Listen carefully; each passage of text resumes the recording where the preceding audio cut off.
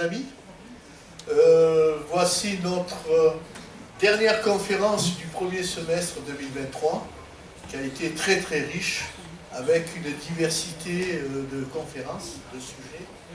Alors, quelques informations techniques. Les Amis de la Liberté ont adopté de nouveaux systèmes. Nous nous sommes équipés d'un terminal portatif bancaire, car on s'est aperçu que de nombreuses personnes ne portent plus pratiquement de chéquier ou d'argent liquide pour payer leurs cotisations ou les livres que l'on met en vente.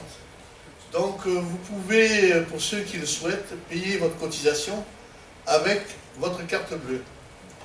Nous nous sommes aussi inscrits au Hello Assos, ce qui permet aussi d'adhérer à notre association en allant sur le site.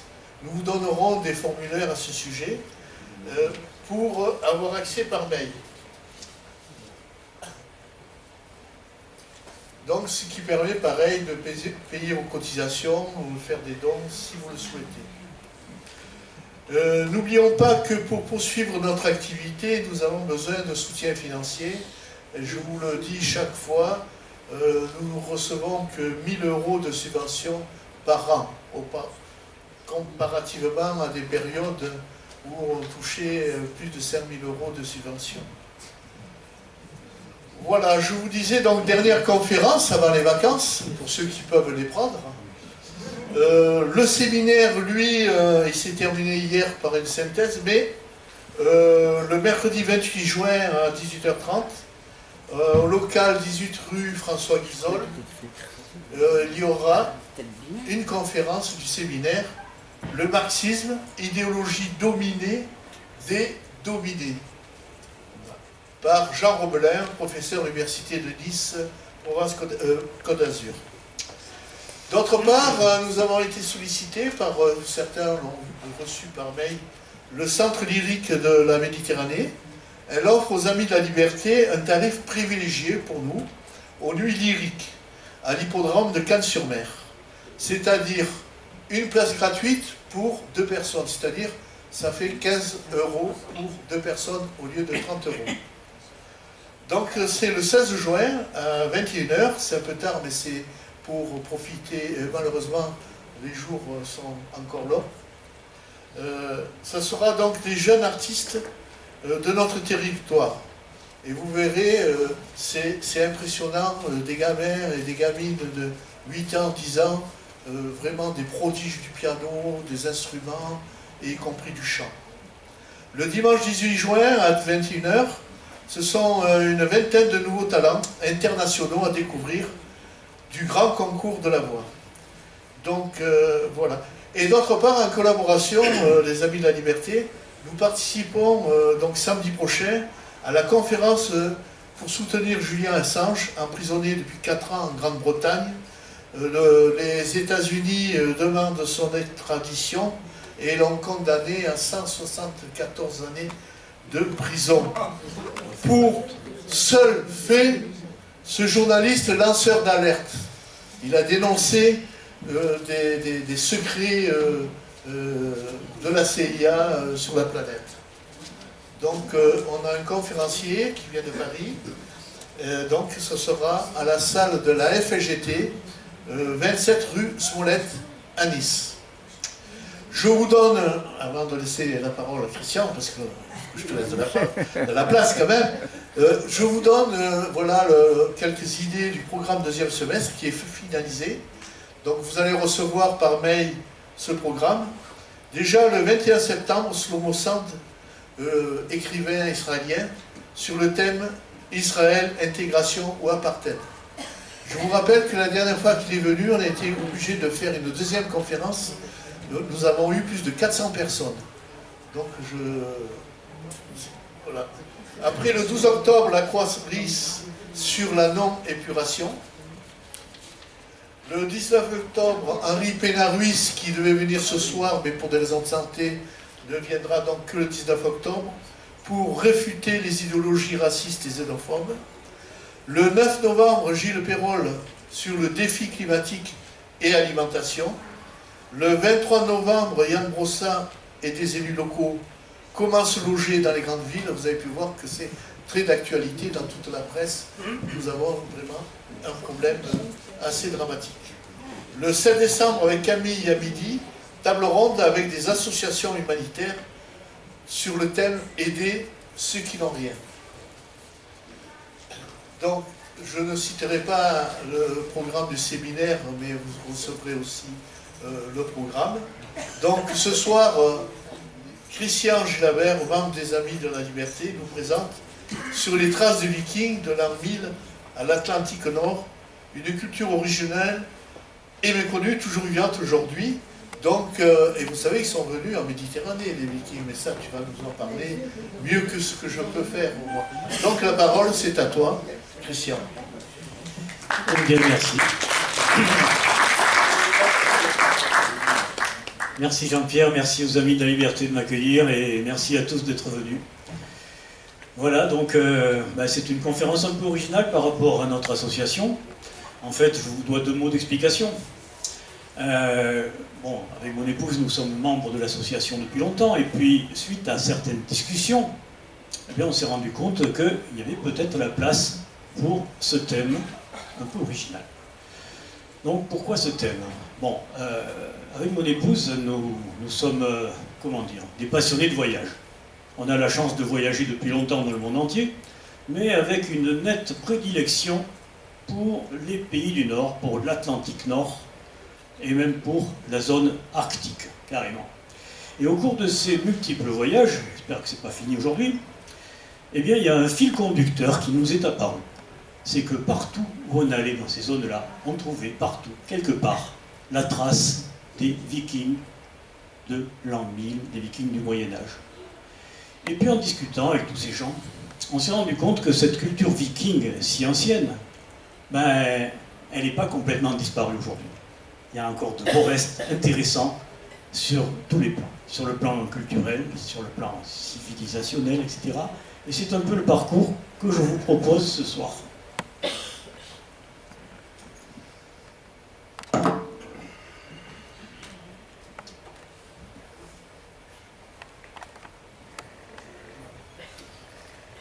Voilà, alors on va commencer par le mot, tout simplement, le mot viking.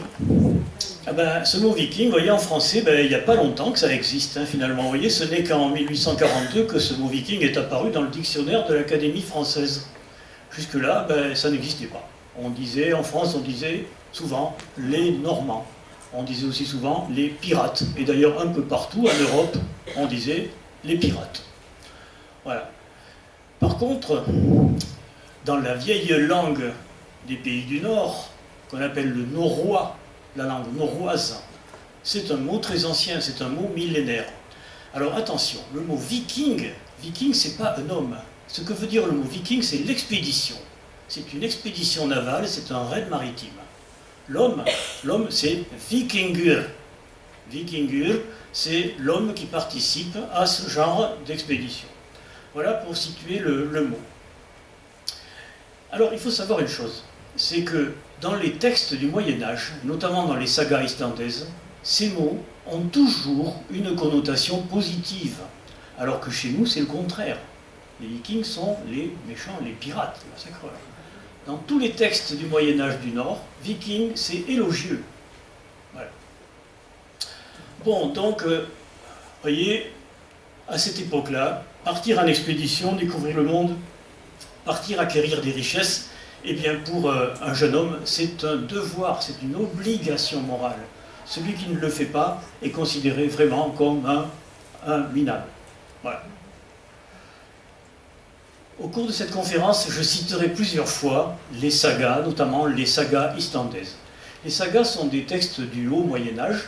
Ce sont des textes qui ont été écrits au XIe, XIIe siècle, mais qui racontent des histoires qui se sont souvent déroulées au IXe et Xe siècle. Voici un extrait de la saga des Féroïens. Vous aurez deviné qu'il s'agit des îles Féroé, n'est-ce pas? Sigmundur hérita de son père la ferme la plus belle et la plus prospère de la région. Ce bienfait était une considérable chance, mais à 20 ans, il dit qu'il préférait partir en expédition viking et y trouver soit la gloire, soit la mort. Donc vous voyez, partir en expédition viking quand on a 20 ans, c'est un devoir, c'est une obligation morale. Alors tiens, d'ailleurs, une chose étonnante, j'ai mis en bas pour m'en rappeler le mot heimskur.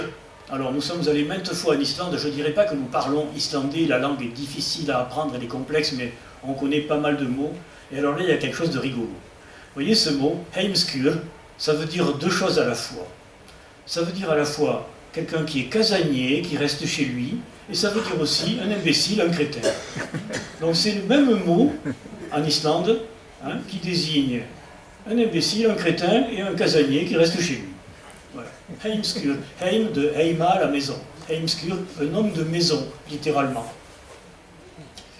Voilà, alors voici une citation qui est extraite d'un recueil de poèmes du XIe siècle. Vous voyez, il est vraiment sage, celui qui a voyagé loin et qui connaît les routes du monde. Ça, c'est une phrase qu'on entend souvent en Islande. C'est une phrase que tous les jeunes gens qui vont partir faire des études à l'étranger vont s'entendre dire un jour ou l'autre. Il faut partir voyager, il faut découvrir le monde. Voilà, alors, la période, qu'est-ce qu'on appelle l'âge viking? C'est une période finalement assez courte, environ 250 ans, vous voyez, de la fin du 8e jusqu'au milieu du 11e siècle. Eh bien, c'est la période pendant laquelle certains peuples nordiques se sont fait connaître chez nous par des actions de pillage et de massacre, il faut bien le dire. En bas, vous voyez quelques alluminures du Moyen-Âge. Vous voyez, bon, cette période, elle a concerné, on peut dire, toute l'Europe au sens large, au sens très large. Tout l'Atlantique Nord, y compris, vous voyez, jusqu'au continent américain, toutes les îles britanniques, toute la France, toute l'Europe méridionale, l'Espagne, l'Italie, toute notre Méditerranée, comme le disait tout à l'heure Jean-Pierre, et puis bien au-delà, vous voyez, toute l'Europe centrale, tous les pays de l'Est, l'actuelle Ukraine, l'actuelle Russie par les fleuves en Ukraine. Les Vikings, qui étaient des Vikings de Suède, qu'on appelait les Varegs, ont fondé ce qu'on appelait à l'époque la Russe de Kiev. Hein, voilà la colonie viking. Aujourd'hui, nous nous cantonnerons à l'Atlantique Nord, essentiellement.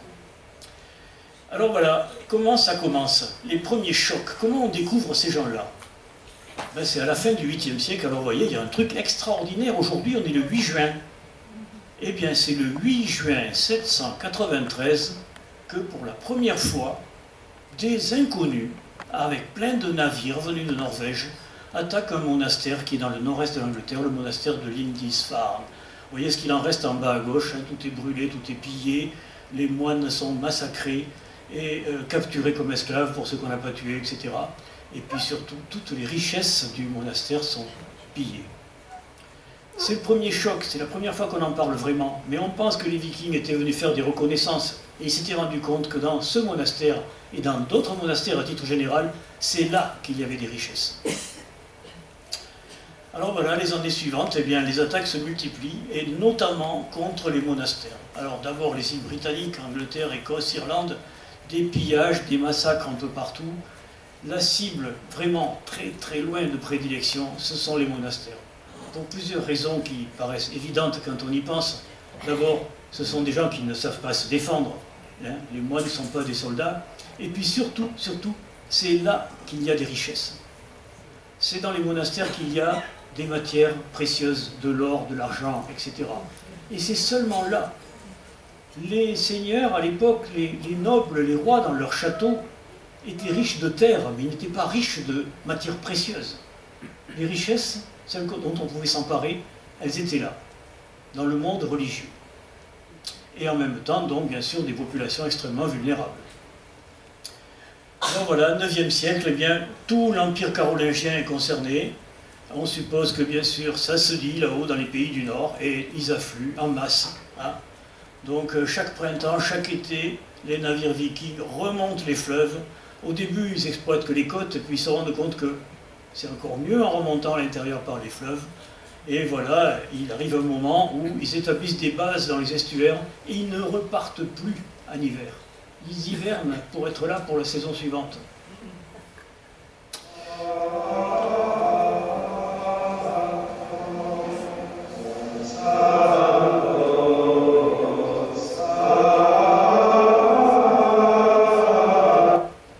Vous êtes étonné d'entendre du chant grégorien. Ce n'est pas les Vikings qui chantent. Vous voyez cette prière, c'est dans les monastères. Il y a une chose incroyable. jusqu'au XVIIIe siècle, jusqu'à l'époque de la mort de Louis XIV en 1715, cette prière était chantée tous les matins dans la plupart des monastères de France, plus de 500 ans après que les raids des Vikings aient cessé. C'est dire à quel point les religieux avaient été traumatisés par ces raids. Tous les matins on chantait « Seigneur, libère-nous de la fureur des Normands ». Alors voilà, vous voyez, dans la France carolingienne du IXe siècle, eh bien, bon, il y en a partout. Et puis alors là, les fleuves sont remontés, sont exploités un peu partout. Tous les fleuves, hein. Voilà, la Somme, la Seine, la Loire, la Garonne, même le Rhône sont remontés. Des attaques partout. Toutes les grandes villes sont attaquées. Voici une carte qui est extraite d'un très bon ouvrage, l'ouvrage de Jean Renaud qui s'intitule « Les Vikings en France ». Il n'y a pas beaucoup de bons ouvrages sur les Vikings, hein, en France. Celui-là en est un. Et avec cette carte, on se rend compte à quel point la totalité du territoire, tous les fleuves, les affluents, etc., sont exploités par les Vikings. Alors voilà, par exemple, il y a un endroit alors qui est la cible privilégiée, hein, c'est la Basse-Seine. Alors dans la Basse-Seine, alors là, ça devient carrément un nid de Vikings. Hein. Ils s'installent partout, c'est plus des raids saisonniers, ils restent toute l'année, ils établissent des camps un peu partout dans toute la Basse-Seine et les affluents, et il n'y a rien à faire, ils prennent carrément possession du territoire. Hein. Les rois francs de l'époque n'arrivent pas à empêcher les Vikings de s'installer dans le fleuve et dans les affluents. Autrement dit, les rois francs perdent le pouvoir carrément sur ces territoires. Voilà. C'est d'ailleurs pour ça que le roi des Francs de l'époque, Charles le Simple, se rendant compte qu'il n'y peut rien, ben, il finit par négocier un accord avec un chef viking qui est installé dans la Basse-Seine, celui que dans nos livres d'histoire on nous a appelé Rollon, en fait s'appelle Hrolfur.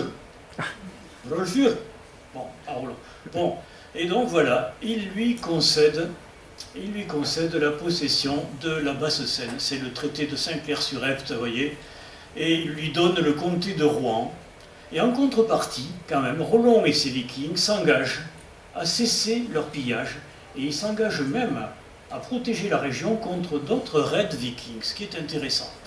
Et puis alors, accessoirement, ils acceptent aussi de se convertir au christianisme. Mais alors là, attention, on en reparlera, il s'agit d'une conversion purement diplomatique, purement stratégique.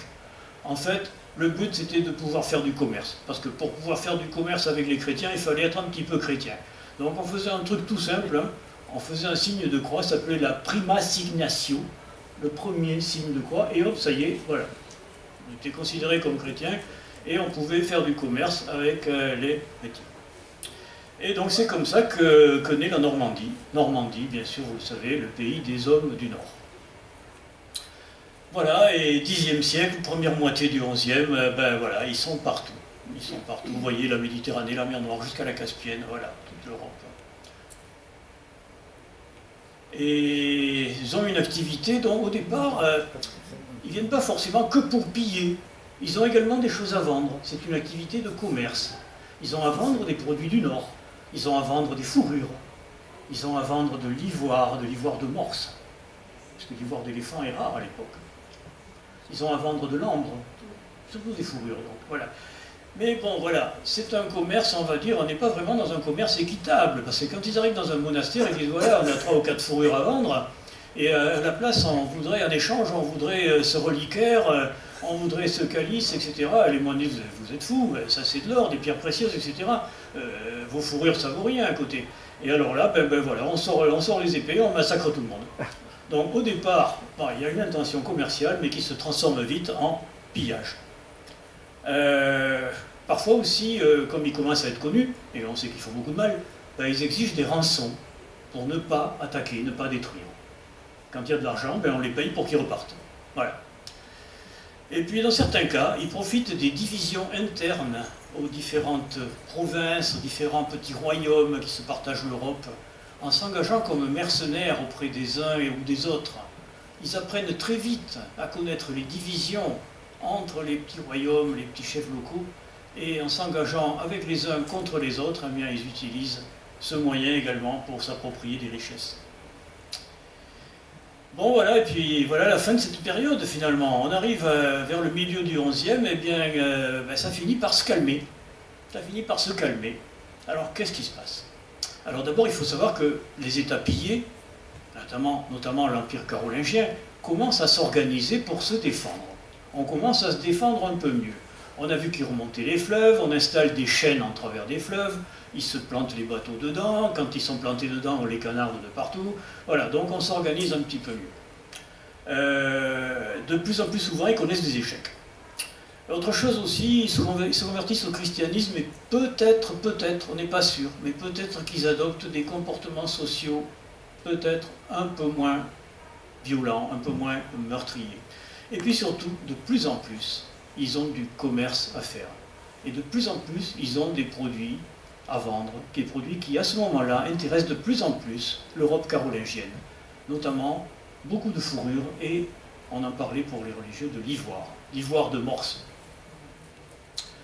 Alors voilà, on part en balade, on va partir de Norvège, on fera un bref passage au Danemark, on fera un plus long passage en Islande.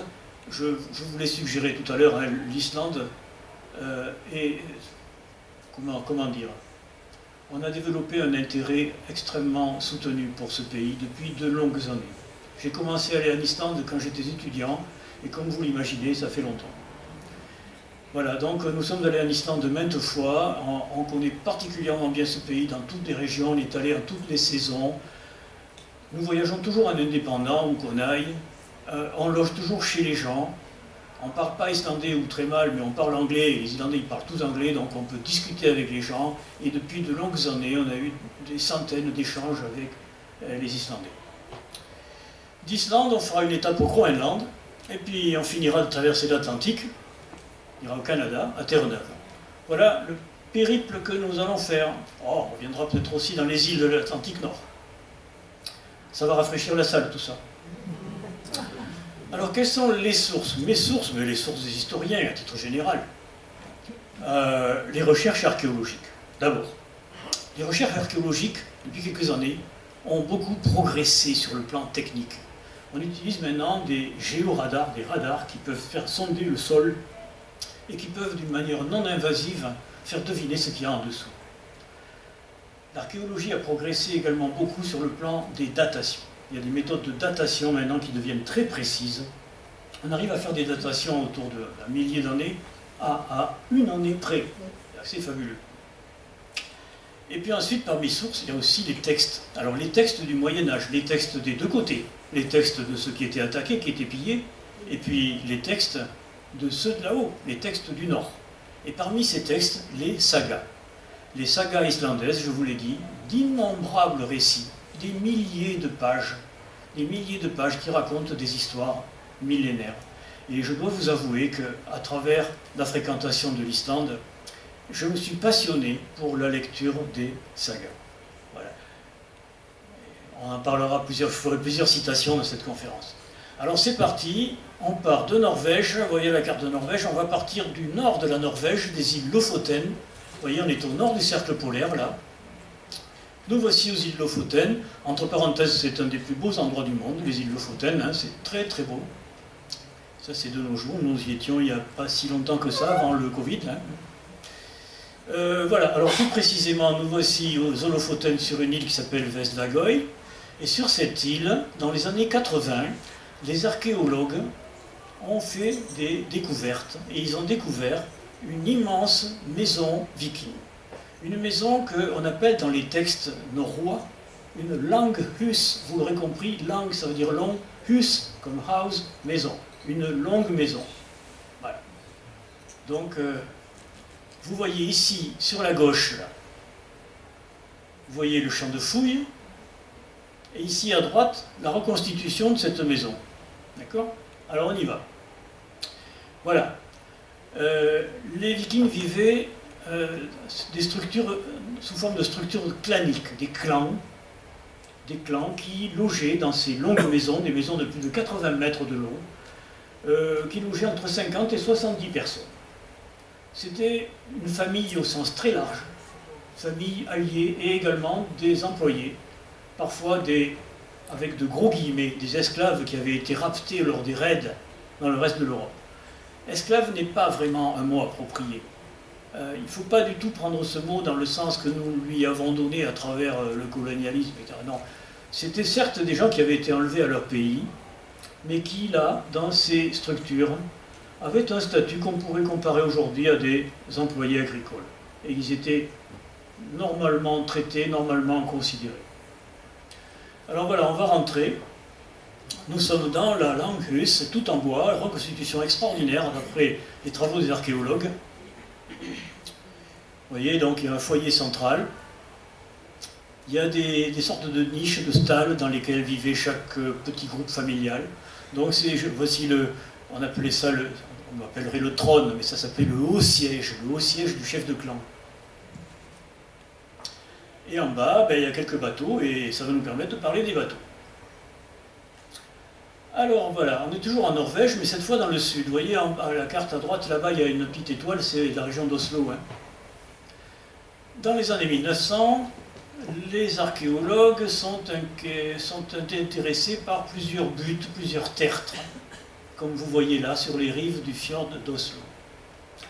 Et ils se rendent compte que dans ces tertres sont enfouis des navires vikings, de grands navires vikings du 9e siècle. Donc il y a des fouilles, et on se rend compte que ces bateaux sont en fait des tombes, sont des bateaux tombes. Là-dedans, il y a des gens qui ont été enterrés dans ces immenses navires vikings. Alors c'est un rituel d'inhumation, bien sûr qui ne concernait pas le commun des mortels. C'était réservé à d'importants personnages, ça va de soi. Ici, je vous ai amené l'extrait d'une saga que j'aime beaucoup, c'est une saga islandaise qui s'appelle Laxdæla saga, ça veut dire la saga des gens du Val au saumon, ça ne s'invente pas, c'est le nom de la saga. Au Xe siècle, qui raconte l'inhumation d'une femme, Unur. Ils célébrèrent tous ensemble pendant 3 jours le festin funéraire d'Unur. Le dernier jour du banquet, le corps d'Unur fut transporté au tertre qui avait été préparé pour elle. Elle fut placée dans un bateau qui fut logé dans ce tertre, et on mit beaucoup de biens avec elle, après quoi le tertre fut refermé. Vous voyez comme c'est intéressant de faire le recoupement entre ces textes de l'époque et les découvertes archéologiques de nos jours. C'est même troublant. Alors voilà, un chantier de fouilles en cours. On est à Osberg, près d'Oslo, en 1903. Voilà ce qu'on découvre. Un immense navire enterré. Voilà les archéologues de l'époque. Vous l'aurez compris, il y a ceux qui ont des pelles et qui sont tout sales, qui creusent, et puis il y a ceux qui ont les cravates, qui commandent. Voilà. Bon. Alors voilà, ces navires, aujourd'hui, on peut les voir dans un extraordinaire musée, le musée des navires vikings d'Oslo. Et là, on a les bateaux vikings les mieux conservés du monde. Ils ont été découverts dans plusieurs tertres funéraires, plusieurs buttes du fjord d'Oslo, où ils avaient été ensevelis pour servir, pour faire voyager d'importants personnages dans le royaume de la mort, au-delà de la mort. Alors, nous avons eu la chance d'y aller il n'y a pas très longtemps, et depuis l'an dernier, le musée est fermé pour une immense restructuration. J'apprends qu'il ne réouvrira qu'en 2025, donc dans 1 an et demi, 2 ans. Donc je vous le dis parce que si vous voulez y partir le mois prochain, non. Alors par chance, nous y sommes allés quand c'était. Alors voilà, on y va. Regardez, voilà le navire qui a été découvert dans le premier chantier de fouilles qu'on a vu. Le navire d'Osberg. Osberg, c'est le nom du village à côté. Le navire d'Osberg, 22 mètres de long, on pense qu'il était équipé, armé par une trentaine d'hommes. On l'a daté avec précision, les années 830, au 9e siècle. La datation se fait par plusieurs moyens. Il y a les datations isotopiques, le carbone 14, etc. Mais maintenant, on utilise une datation ça s'appelle dendrochronologie. Hein, c'est les cernes du bois qui permettent alors des datations très précises. Voilà, alors ce bateau, c'était la tombe de 2 femmes. On a découvert 2 corps dans la cale de ce bateau. Alors, 2 corps, 2 femmes, à peu près du même âge, une cinquantaine d'années, très différentes. La première richement vêtue, avec des bijoux, entourée d'une sorte de mobilier funéraire précieux, sophistiqué. La deuxième, par contre, très modestement vêtue, hein, mais qui l'accompagnait dans la mort. On ne sait pas qui étaient ces deux femmes. On ne sait pas. Est-ce que l'une était la servante de l'autre? Est-ce qu'elles sont mortes en même temps? Est-ce que la servante a été désignée pour l'accompagner dans le voyage au-delà de la mort? On n'en sait rien. Voilà le navire donc dans le musée, vous voyez, vu de face.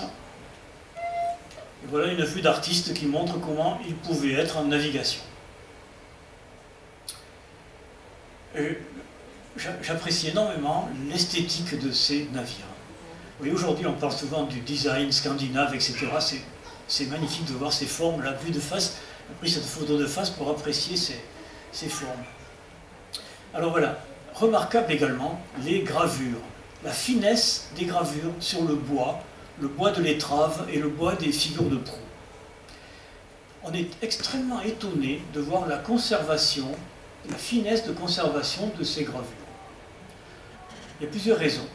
D'abord, ces navires ont été ensevelis dans un milieu humide, dans des milieux de tourbières qui sont des milieux acides, où il n'y a pas ou peu de bactéries qui rongent le bois. Et en même temps, le froid les a préservés de la corrosion. Donc froid, absence de bactéries, le bois est extraordinairement bien conservé. Et puis, les archéologues se sont rendus compte, en faisant des analyses très fines, que les parties sculptées avaient été imprégnées de substances végétales qui, à l'époque, assuraient la conservation du bois en profondeur. Alors, un mobilier funéraire impressionnant. Regardez ce traîneau. À gauche, c'est un traîneau. À droite, c'est un seau. Un chariot. Incroyable. Incroyable de voir ces objets dans un état de conservation incroyable. Un mobilier funéraire qui est presque digne du mobilier funéraire des tombes égyptiennes. Hein. Voilà, tout ça dans ce bateau. Voilà, chariot. Un siège. Un autre navire découvert dans un tertre à côté, le navire de Gokstad. Toujours c'est le nom du village où ça a été découvert. Hein. Ah, je ne me lasse pas de ces formes. Alors voilà, les figures de proue. Alors, les figures de proue sont particulièrement sculptées, particulièrement décorées. Elles étaient amovibles. On a pu raconter, quand on était à l'école, peut-être, on nous a dit que c'était pour effrayer les peuples qu'on attaquait, etc. Pas du tout. En fait, les Vikings mettaient ces figures de proue à l'avant de leur navire pour s'assurer la bienveillance, ou peut-être pour faire peur, aux figures tutélaires magiques des pays qu'ils abordaient. Parce que finalement, sur ce plan-là, ils n'étaient pas si courageux que ça. Donc ça avait pour but de faire peur aux esprits des rivages qu'ils abordaient. Et ces figures étaient amovibles, et quand on revenait à la maison, on les démontait. Regardez cette extraordinaire finesse des gravures. Voilà, alors les navires vikings, on va en dire un mot. Alors déjà, ce soir, vous allez repartir au moins avec une connaissance. Non, ce n'était pas des dracars, ça n'a jamais été des dracars. Ce mot, ce soir, vous l'oubliez pour toujours. Voilà. Ce n'est pas des dracars. Dracar, c'est un mot récent, c'est un mot inventé par les romantiques du 19e siècle, un mot basé sur le mot dragon, dragon qui n'a rien à voir avec les pays du Nord, ni les Vikings. Voilà, donc ces navires ne se sont jamais appelés des dracars. Donc les navires, les voici. Alors, on a plusieurs catégories de navires. Voilà les deux catégories principales. Bon, ce qu'on appelle le long skip. Vous voyez, c'est pas si difficile que ça finalement en norrois. Lang, ça veut dire long skip, comme ship, le long bateau, le long navire. Voilà. Le long navire, ça c'est le navire de guerre, c'est le navire d'expédition. Typiquement, c'est celui qu'on a vu tout à l'heure, le navire de Gokstad. Voilà, schématiquement, le voilà.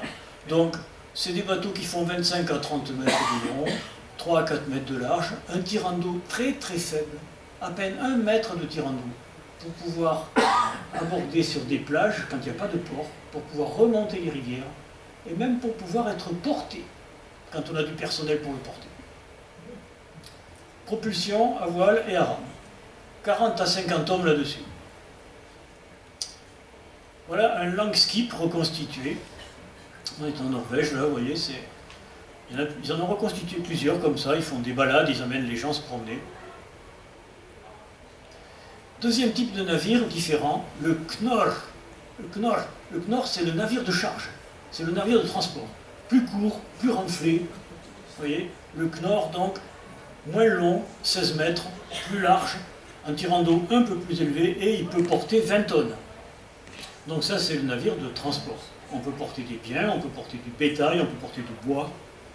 Voilà. Pareil, voile carrée, les rames. En voici un Knorr reconstitué. Là, on est près de Copenhague, à Roskilde. Remarquablement bien reconstitué. Alors, les caractéristiques, je le disais, d'abord, un très faible tirant d'eau. Idéal pour débarquer sur des rivages sans port. Donc, effet de surprise, on débarque devant le monastère. Effet de surprise. Le temps de les voir arriver de la mer, ça y est, ils sont là. Hein, ils peuvent s'échouer sur la plage, ils peuvent beacher, comme on dit. Voilà.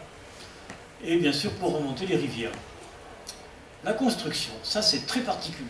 C'est des navires construits, on appelle ça la construction navale à clins. Les clins, ce sont des planches qui se recouvrent comme les tuiles d'un toit. Et ces planches, ce recouvrement, sont rivetées entre elles. Ça donne des navires qui sont flexibles, des navires qui sont souples. Quand la mer est forte, le navire plie. Il plie dans le sens vertical, il ondule, et il plie dans le sens horizontal, comme un serpent.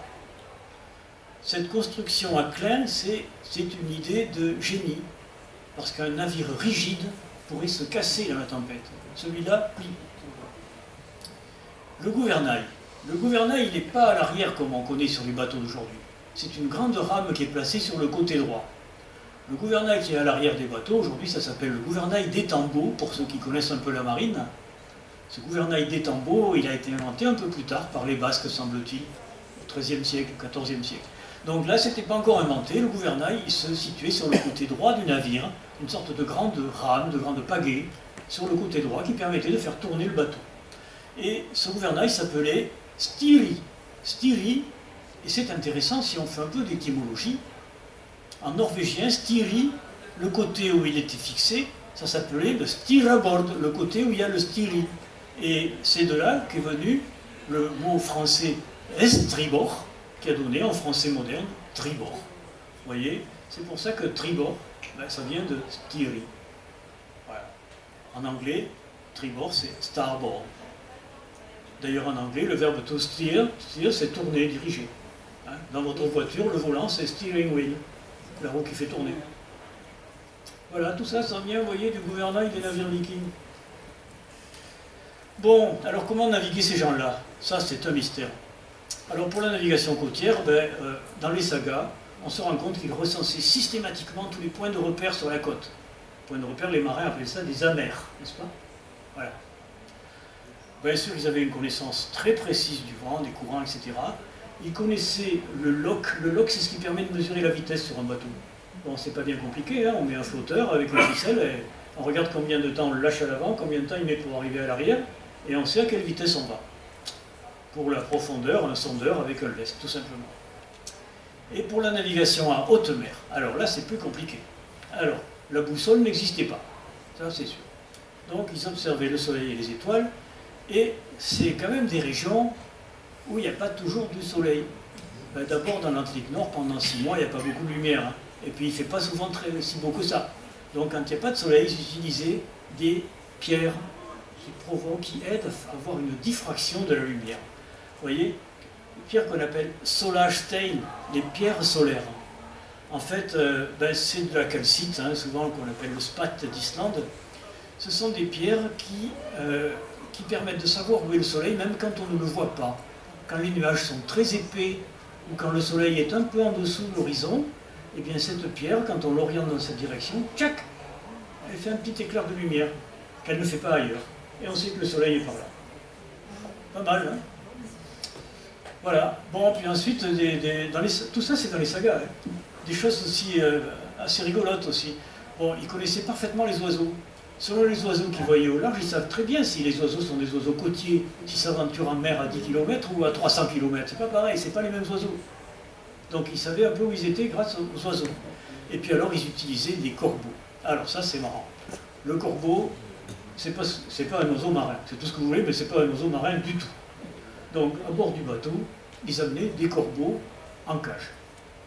Et puis, quand ils se demandaient s'il y avait une terre quelque part, ils lâchaient un corbeau. Le corbeau, on ouvre la cage, il pense qu'à partir. Mais bon, s'il ne trouve pas de terre dans la demi-heure, il n'est pas bête, il revient à bord du bateau. S'il ne revient pas, c'est qu'il y a une terre par là. Donc on regarde par où il est parti, et c'est le signe qu'il va y avoir une terre dans cette direction. Utilisation des corbeaux. À droite, là, vous voyez un fameux viking islandais, Floki Vilgergarsson. On l'appelle Floki au corbeau, parce qu'on dit que c'est comme ça qu'il a découvert l'île, finalement. Il était parti de Norvège, il ne savait pas où était l'Islande, et puis en lâchant les corbeaux, voilà. Allez, on fait une étape au Danemark. Nous voici à Copenhague, magnifique capitale. Certains d'entre vous ont dû y aller, c'est un très bel endroit. Alors bon, on ne reste pas à Copenhague.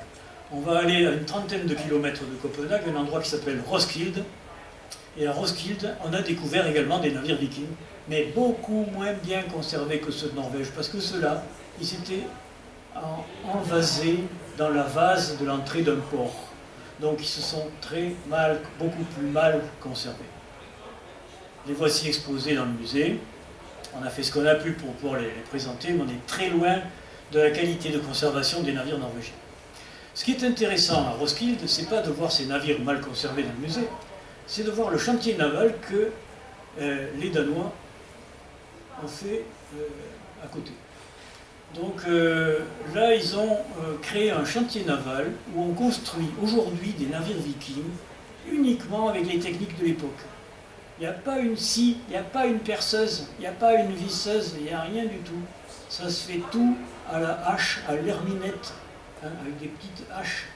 Donc tout est fait à la main, sans jamais utiliser d'outils modernes.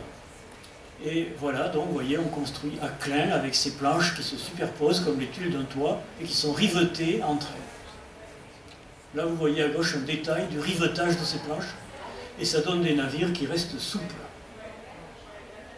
Alors voilà ce qu'arrive, voilà les merveilles qu'arrivent à faire ces gens sur ce chantier naval. C'est des associations, c'est des passionnés hein, qui reconstituent ces navires avec les techniques de l'époque. Voilà leur fleuron Havingstein, ça veut dire l'étalon des mers. 30 mètres de long. Ils ont fait ça entièrement à la main, avec des outils à main, tout en bois.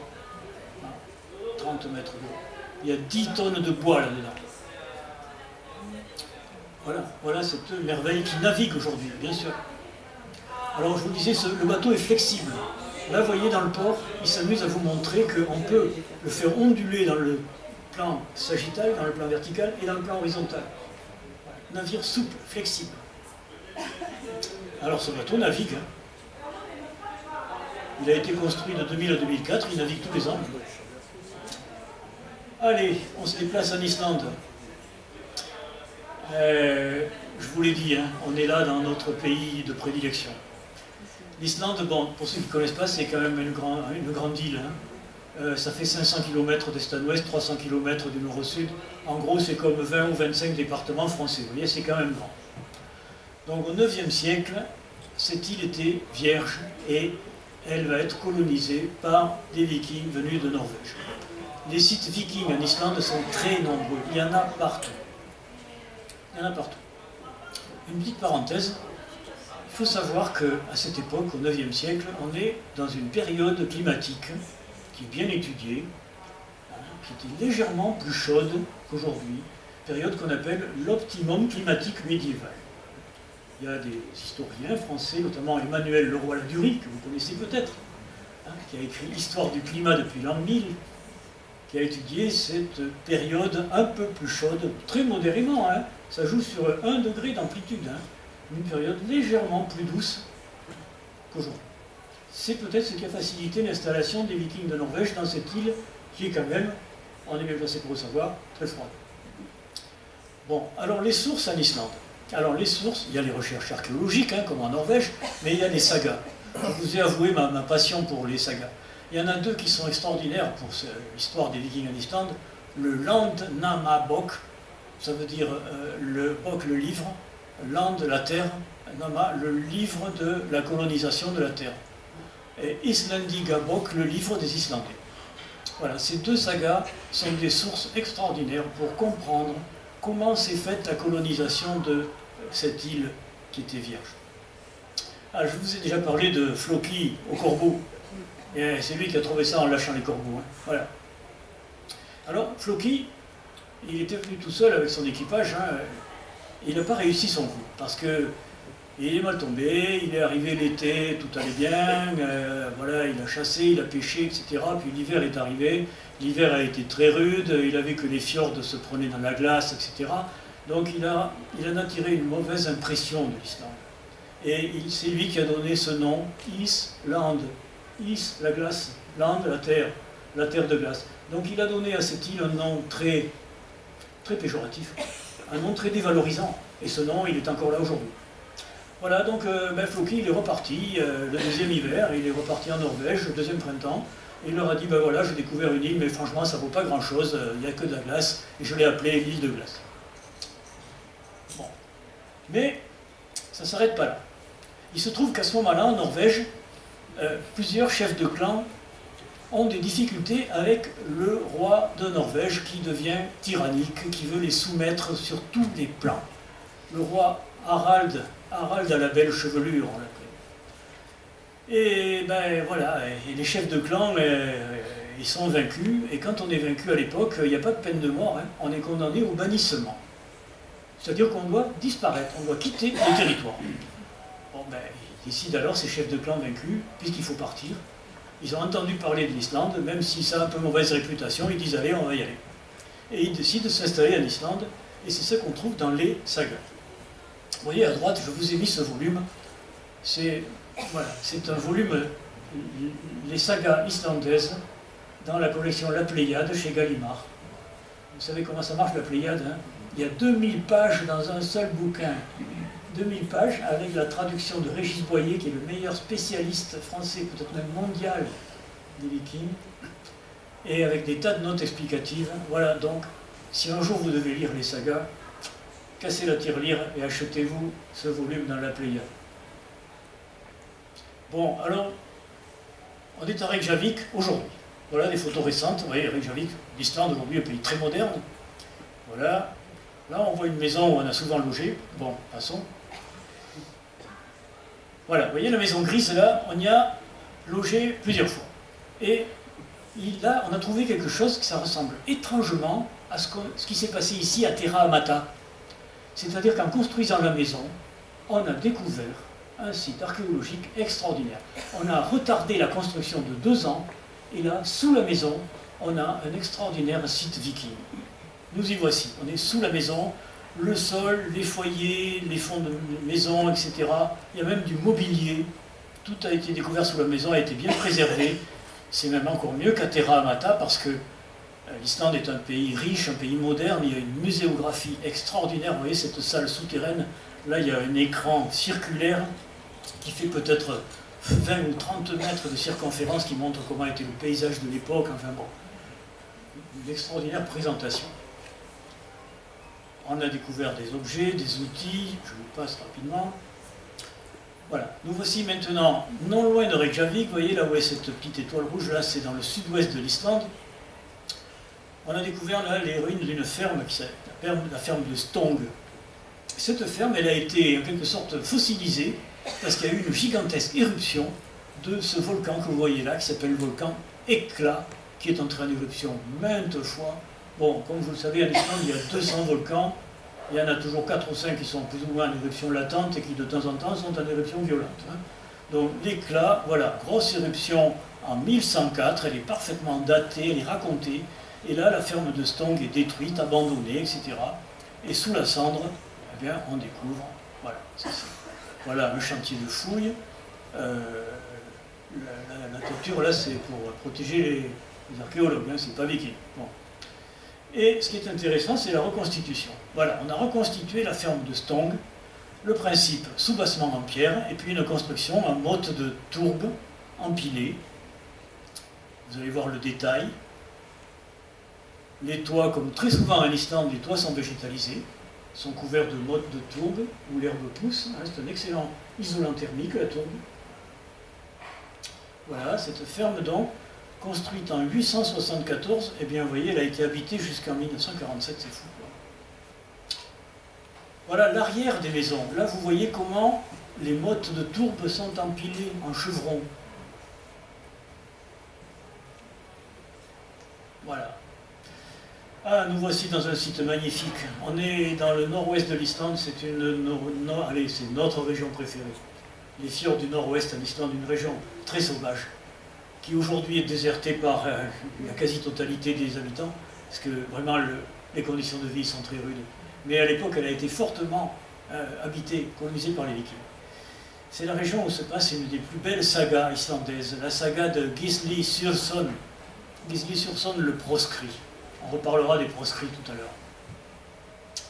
Voilà. Beau, n'est-ce pas? Et là, on a découvert la ferme de Gisli, la ferme de ce proscrit.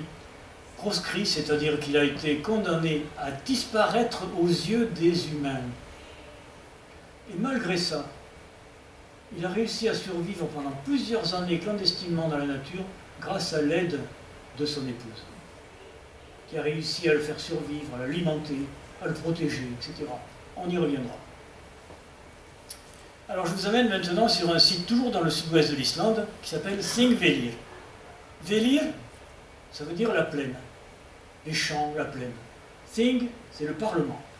La plaine du Parlement.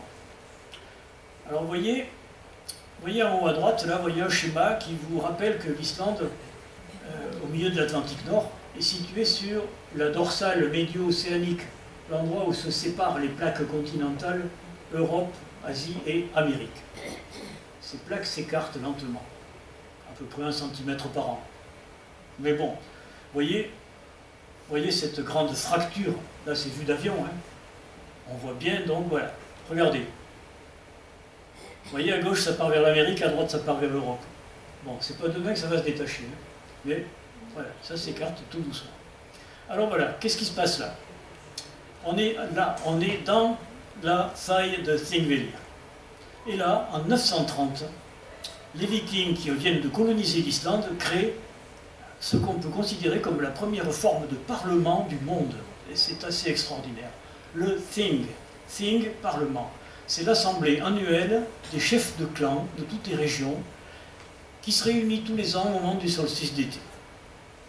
Donc c'est une assemblée et le terme est exagéré, il ne faut pas transposer avec ce qu'est un parlement aujourd'hui, mais c'est la première fois qu'on a une assemblée locale. On va voir sous quelle forme. Vous voyez, à gauche, là, il y a un rocher perché, le Logberg. Log, ça veut dire la loi, Berg, le rocher de la loi.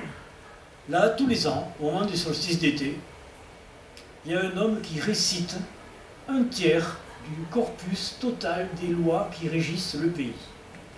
Donc, en venant 3 ans de suite, chaque chef de clan est censé connaître la totalité du corpus de lois qui régissent la vie dans cette île. Alors, voyez, un chroniqueur germanique, Adam de Brême, là, en 1075, qui a envoyé des gens là-haut, il y a cette phrase qui est restée célèbre. Là-bas, ils n'ont point de roi, seulement la loi. Restez célèbre. Hein. Alors, le Þing, c'est assez particulier. Il n'y a pas de pouvoir exécutif, il n'y a pas de pouvoir central. Le Þing, c'est un organe à la fois législatif et judiciaire. On y discute de la loi, on établit la loi, on apprend la loi et on prononce des jugements. Et chacun repart dans sa province, dans son coin, de manière à ce qu'il y ait une application uniforme de la loi. Et une application uniforme de ce qu'on pourrait considérer aujourd'hui, qu'on appellerait modernement une forme de jurisprudence. Tout ça est parfaitement raconté dans la saga des Islandais. Alors là, on a une période intéressante sur le plan historique et sur le plan, on va dire, sur le plan politique. Les historiens appellent ça la période de l'État libre islandais, vous voyez, de 930 à 1262. Pourquoi 1262? Parce que là, l'Islande passe sous la coupe de la Norvège. C'est une forme originale de société sans roi, sans pouvoir central, sans pouvoir exécutif, mais étonnamment avec le caractère sacré de la propriété privée des terres et des biens. C'est une formule de pouvoir qui a été étudiée par un économiste relativement récent, David Friedman. C'est le fils de Milton Friedman, que vous connaissez. Hein. David Friedman, on l'appelle parfois économiste libertarien, il a développé ce concept qu'il a appelé l'anarcho-capitalisme. Un capitalisme sans pouvoir central. Voilà. Ça n'a pas duré bien longtemps. Il y a eu des dissensions entre les chefs de clan, ils ont fini par se diviser entre eux, se déchirer, etc. Et la Norvège en a profité pour mettre le grappin sur l'Islande. Mais en attendant, dans cette société qui n'avait pas de pouvoir central, il fallait un système judiciaire précis et essentiel, et il fallait une société fortement judiciarisée. Une société qui était basée entièrement sur le droit, et avec un recours permanent au droit. Dès qu'il y avait un litige, hop, le droit. Alors, il y a un texte, hein, le Gragas, voilà, c'est le texte des lois. Et voilà, dans une saga islandaise, la saga de Njal le Brûlé, très belle histoire aussi, hein, je vous invite à lire un jour la saga de Njal le Brûlé. On lit, c'est par la loi qu'on construit ce pays, c'est par l'illégalité qu'il périra. Intéressant, hein, même de nos jours. Hein. Voilà. Et alors regardez, la police aujourd'hui, en Islande, la police, ça s'appelle logreglan. Log, la loi, reglan, la règle. La police, ça se dit loi, règle. Voilà. Pas compliqué. Alors, on jugeait beaucoup de choses. Hein. Alors, ce qui est important, bien sûr, pour les Vikings, chacun sans doute, hein, c'est les notions d'équité, de justice, les notions d'honneur. L'honneur, c'est terrible. Hein. On s'entretue très facilement pour l'honneur. On se bat souvent, on s'entretue facilement. La notion de crime n'a pas du tout la même connotation qu'aujourd'hui. Enlever la vie à quelqu'un n'est pas forcément quelque chose de grave. Voilà. Non pas qu'il croit absolument à une vie merveilleuse dans l'au-delà, etc. Mais c'est comme ça. Voilà.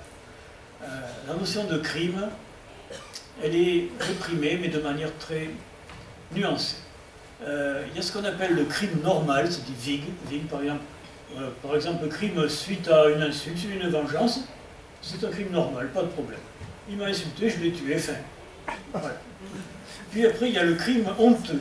Le crime honteux, tuer sans raison, tuer parce qu'il m'a pris mon bien, il m'a pris ma femme, parfois. Et là, c'est le crime honteux. Ou alors tuer les gens par surprise, dans leur dos, dans leur sommeil. Ça, c'est réprimé. Voyez. Alors, les sanctions, c'est là qu'on revient à ce que je vous ai dit tout à l'heure. Il n'y a pas de peine de mort. Il n'y a jamais eu de peine de mort. Des sanctions, il peut y avoir des confiscations de terres, mais il y a surtout le bannissement et la proscription. Le bannissement, ça veut dire disparaître pendant 3 ans. Au bout de 3 ans, on peut revenir sur le territoire, on est amnistié. Par contre, quand on est condamné à la proscription, on ne doit plus paraître devant personne. C'est l'expression employée. Toute personne qui voit le proscrit doit et peut le tuer. C'est une sorte de mort virtuelle. Ouais. Alors voilà, après bon, il y a tout un système de règlement des litiges, je ne vais pas essayer là-dessus. Un mot sur les femmes dans la société viking. Là aussi, à travers les textes des sagas. Ben, tout simplement, on a des femmes puissantes, parce qu'on comprend facilement que comme les hommes sont souvent partis, eh bien bon voilà, la femme, elle a toute autorité sur le domaine, et elles sont les garantes de l'économie réelle. Hein. On a connu ça dans d'autres guerres. Hein. Bon, plus récentes. J'ai lu ce livre il y a 2 ans, très intéressant, d'une historienne, Johanna Catherine Félix d'Autur, qui montre à quel point ces femmes étaient puissantes.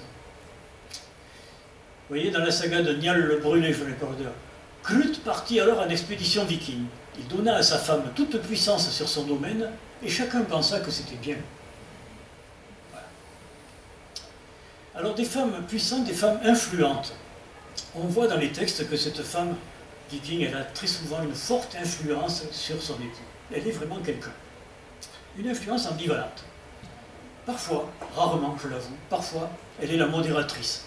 Elle lui dit non, on va pas, tu vas pas, vous n'allez pas aller vous entretuer pour ça, ça vaut pas la peine, etc. C'est rare. La plupart du temps, c'est le contraire. La femme, c'est elle qui pousse à la violence, qui pousse à la vengeance. Très souvent, la femme, c'est elle qui pousse à la division, à la lutte, à mort et au combat. Dans la grande majorité des cas. Et la plupart du temps pour l'honneur. Le temps pour l'honneur. Vous allez peut-être comprendre pourquoi. Voilà, le mariage, dans les sagas, c'est toujours une affaire commerciale. Ça se négocie. D'ailleurs, l'expression dans les sagas se marier, ça se dit acheter une épouse. Carrément. Voilà. D'ailleurs, c'est une des raisons pour partir en expédition viking. Parce que pour acheter une épouse, il faut de l'argent. Voilà. Alors, la future mariée, elle apporte une dot. Et le futur marié, il apporte aussi une contribution. En français, on appelle ça le douaire. C'est un mot peu connu en français. Hein. Vous connaissez peut-être le mot douairière, la veuve qui vide ses rentes. Voilà. Bon. Alors tout ça, ça se négocie. Si le mariage ne marche pas, il y a un droit de divorce. C'est pas tellement difficile, il y a beaucoup de cas de divorce. Et alors, quand il y a divorce, la femme doit reprendre sa dot. Ce qui signifie que le conjoint ne doit pas l'avoir détruite ni consommer la dot. Là apparaît ce qu'on appelle aujourd'hui en droit la notion d'usufruit. User mais pas consommer. Parce que si jamais il y a divorce, il faut la rendre. Quant au douaire, s'il y a divorce, la femme, elle conserve la moitié du douaire que le mari avait apporté. Et ça, c'est intéressant. Parce que dans les sagas, on a des femmes qui ont divorcé 3, 4 fois.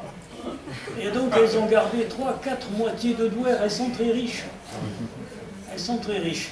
Vous voyez, ça aussi, la puissance de ces femmes.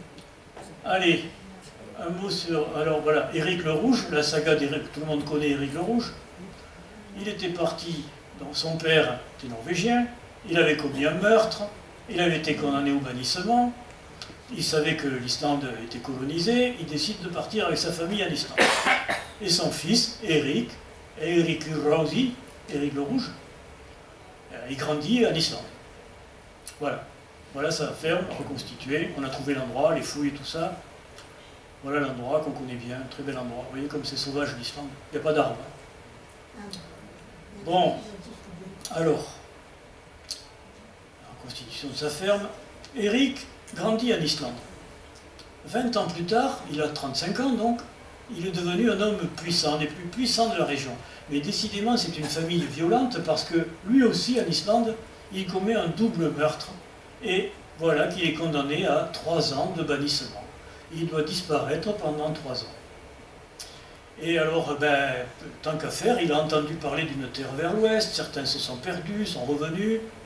En fait, il sait que vers l'ouest, il y a une terre, et voilà. Il navigue vers l'ouest, il découvre le Groenland. Il aborde d'abord la côte est du Groenland, qui est toujours de nos jours est extrêmement inhospitalière, la glace de la calotte polaire arrive jusqu'à la mer. Et puis après, sur la côte ouest, là, il trouve des côtes plus hospitalières. Là, il trouve des pâturages, il trouve des zones dégagées de la glace, et il décide d'appeler cette terre Groenland, la terre verte, pour y attirer d'autres colons. Dans la saga, on peut lire, Éric se dit que beaucoup de gens auraient envie d'y venir si cette terre portait un si beau nom. Vous voyez ? C'était aussi quelque part un bon commercial. Hein, ça avait un peu vanté son affaire, hein, parce que c'était pas si hospitalier que ça, loin s'en faut. Et donc il passe ses 3 ans de bannissement, il explore la côte ouest, il trouve qu'il y a des prairies, il y a des zones dégagées, et il revient en Islande, et là il convainc beaucoup de familles de le suivre au Groenland. Ça tombe bien parce que la population a augmenté, il commence à y avoir une pénurie de terres, les gens sont de plus en plus en train de se quereller pour les terres, voire même de s'entretuer. Et tant qu'à faire, on leur dit là-bas, venez, suivez-moi, là-bas, il y a des terres à ne pas savoir qu'en faire. Et alors là, carrément, il est dans l'exagération totale. Dans la saga, il vante la Groenland, la terre verte. Il y a des phrases qui nous feraient presque sourire aujourd'hui. Il dit que là-bas, l'herbe est si verte qu'au bout de chaque brin d'herbe perle une goutte de beurre. Voilà. Bon voilà, donc ils partent, 25 navires, mais ça se passe très mal, l'expédition se passe très mal, il y a une tempête, il n'y a que 14 navires qui arrivent au Groenland, tous les autres périssent en mer. Tout cela est bien raconté dans la saga d'Éric le Rouge. Et voici l'endroit où ils abordent. Nous sommes au Groenland, nous y sommes allés il y a quelques années, pas si longtemps que ça. Voilà le Groenland d'aujourd'hui. Vous voyez, les Groenlandais habitent dans des maisons modernes, hein, comme nous, très colorées. Vous voyez là-bas la glace dans le fjord. Bon, donc voilà, ils arrivent, ils sont 300, mais les colonies prospèrent. Ils sont en deux colonies distinctes. Une qui est vers la région de Nuuk, qui est la capitale du Groenland aujourd'hui, et une plus au sud. Ces deux colonies, eh bien, 2 siècles plus tard, il y a quand même 5000 personnes. Les Vikings au Groenland, c'est quelque chose, hein, c'est une culture importante. Voilà. Là aussi, rappelons qu'on est dans l'optimum climatique médiéval. Bon, la température est un peu plus douce qu'aujourd'hui. Ce graphique en bas est extrait d'un rapport du GIEC de 1996. Voilà, une des colonies, Nuuk, c'est la capitale du Groenland. Aujourd'hui, vous voyez, il y a plein de jolies maisons. Il y a même là-bas au fond des HLM, hein, on va les appeler comme ça. Et voilà la colonie du Sud, aujourd'hui, Qaqortoq. Et voilà les sites vikings, les vestiges. Il y en a des centaines. Là aussi, tout ça est fouillé par les archéologues. Il y a des centaines de sites où on trouve des sites vikings. Nous y sommes allés sur plusieurs d'entre eux. Il y en a même où ils ont construit carrément une cathédrale en pierre. Voilà, l'église de Gvalsé. Ils étaient chrétiens à l'époque. Hein. Ils s'étaient convertis. Voilà un site où ils avaient un port viking abrité. Là, on a découvert une nécropole. Voilà les fouilles. On a découvert des choses bien conservées là aussi, grâce au froid, à l'absence de bactéries dans le sol. Des vêtements. Des objets en bois, des textes gravés en runes, caractère alphabétique de cette époque. Voilà, quelques fouilles sur les sites vikings. Voilà, carrément là c'est le site d'Éric le Rouge. On a reconstitué sa ferme. Et voilà, toute cette colonie prospère au Groenland, ça se passe pas trop mal. Le climat permet la culture de l'orge, pas du blé, mais de l'orge, qui est moins exigeante, point de vue climat. Ils peuvent faire de l'élevage, bovin faiblement, mais ovin. Donc voilà, cette colonie prospère bien. Et voilà Leif, le fils d'Eric, Leif Erikson, qui, toujours cet esprit d'aventure, qui apprend par des gens qui se sont perdus en mer qu'il existe des terres encore plus à l'ouest. Alors le voilà parti, il remonte la côte ouest du Groenland avec un équipage, il découvre là-haut des terres très très hostiles qu'on appelle aujourd'hui la terre de Baffin. On est là dans le Canada polaire, hein. Il n'y a rien à en tirer, c'est que de la roche et de la glace. Il descend et là il découvre le Labrador, une terre couverte de forêts, et là pour eux c'est merveilleux. Et puis il continue, et il s'installe à ce qu'on appelle aujourd'hui Terre-Neuve. Voilà comment, en 999 ou en 1000, à un an près, on ne sait pas trop, voilà comment les Vikings du Groenland découvrent l'Amérique. Voilà le site à Terre-Neuve, le site des fouilles, les objets qu'on a trouvés, qui sont datés, qui sont sans aucun doute possible des objets norrois, des objets vikings. Voilà la reconstitution de leur habitat. Tout ça à Terre-Neuve aujourd'hui. Et alors, quand on apprend cette histoire, on se dit, mais par rapport au Groenland, ils ont découvert un vrai paradis, là. Il y a du bois, il y a des arbres. Au Groenland, il manquait cruellement de bois. On se dit, ils ont découvert un pays de cocagne. Et pourtant, non. Et pourtant, ça ne marche pas. C'est une colonie qui ne dure pas. Qu'est-ce qui se passe? C'est une colonie éphémère parce que ça se passe mal avec les autochtones. Au début, il y a quelques contacts, quelques échanges. D'abord, la couleur de la peau, tout ça, bon, ils trouvent ça très bizarre. Il y a de la méfiance. On raconte quelques histoires de troc, mais très vite, il y a de l'hostilité. Très vite, on se bat. Et il se trouve que ces autochtones sont redoutables au combat, avec des arcs et des frondes que n'ont pas les Vikings. Et puis, les combats, peut-être que les Vikings en seraient venus à bout. Mais il se passe quelque chose d'étonnant dans les sagas, c'est qu'ils sont mis en déroute par des pratiques magiques. Les autres leur font des tas de trucs, des tours de sorcellerie, etc. Et ces fiers guerriers qui n'avaient peur de personne, une épée et une hache à la main, voilà qui sont mis en déroute par des pratiques magiques. Et au total, eh ben, ils lâchent prise et ils se disent, ben, c'est dommage, mais on décroche, on repart au Groenland. Ils amènent du bois, bien sûr, tout ça, mais la colonie s'arrête là. Il n'y a pas d'avenir des Vikings à Terre-Neuve. Ça dure 60 à 80 ans, puis ils repartent. Alors cette colonie viking du Groenland elle périclite. Elle périclite au XVIe siècle. On a dit qu'il y avait à peu près 5000 personnes quand même. Hein. Bon. Eh bien, de plus en plus, là aussi dans les sagas, on voit que l'isolement est de plus en plus grand par rapport à la Norvège et à l'Islande. Il n'y a pas de bois en Islande, on ne peut plus réparer les bateaux, on ne peut plus les construire. Il fait de plus en plus froid. C'est une période climatique qui est connue également, qu'on appelle le petit âge glaciaire européen, vous voyez, du 15e au 19e.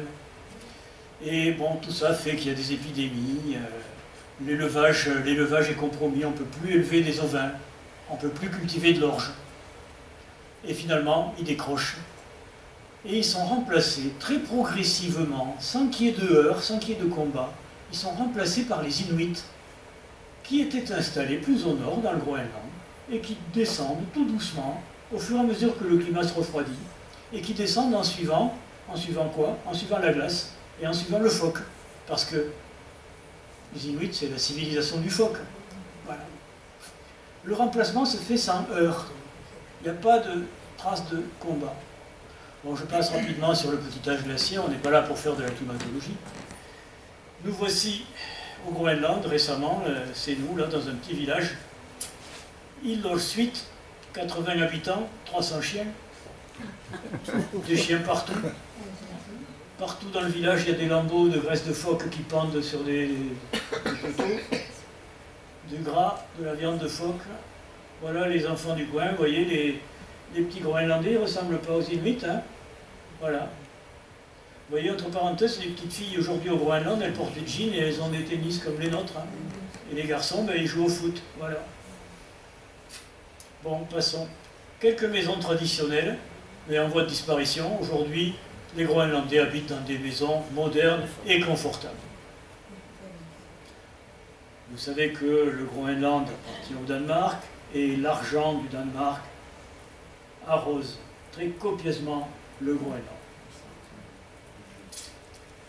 Revenons en Islande, et on va peut-être terminer bientôt là-dessus. Les Islandais, fiers de cette aventure, ont construit un beau navire viking qu'ils ont appelé l'Islandingur, ça veut dire l'Islandais. Voilà, il est dans un musée aujourd'hui. Mais avant d'être dans ce musée tout en verre, là, ils l'ont fait naviguer. Ils ont reconstitué tous ces voyages. D'Islande, ils sont allés au Groenland. Du Groenland, et ils ont reconstitué le voyage de Leif Erikson à Terre-Neuve, et ils se sont même payé le luxe de continuer jusqu'à New York. Voici l'Islandingur devant la Statue de la Liberté. C'était en l'an 2000 qu'ils ont fait ça.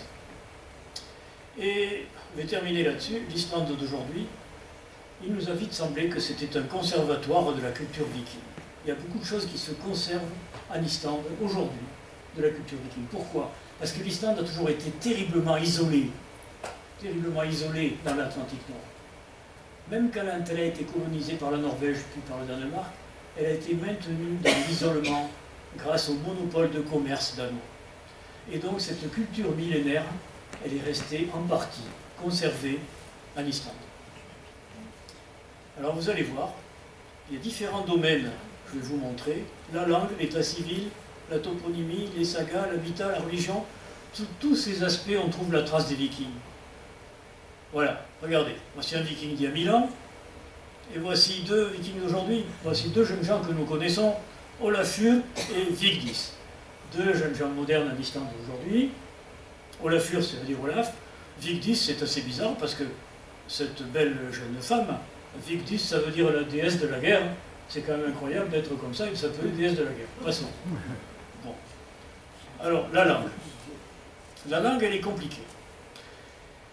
Il faut savoir que les Islandais ont souhaité conserver de manière la plus authentique possible la langue des Vikings d'il y a 1000 ans. Seulement le problème, c'est comment dire les mots d'aujourd'hui. Les mots modernes et les mots technologiques n'existaient pas. Donc ils ont composé des mots avec les mots d'il y a 1000 ans. Vous voyez, le téléphone, ça se dit simi, littéralement simi, un fil qui parle. Nous, on dit passer un coup de fil. Un avion, c'est de l'islandais d'aujourd'hui, ça. Hein. Flugvel, ça veut dire vole bien, heureusement qu'il vole bien. Le pilote d'avion, flug, mazur. Mazur, c'est l'homme qui vole.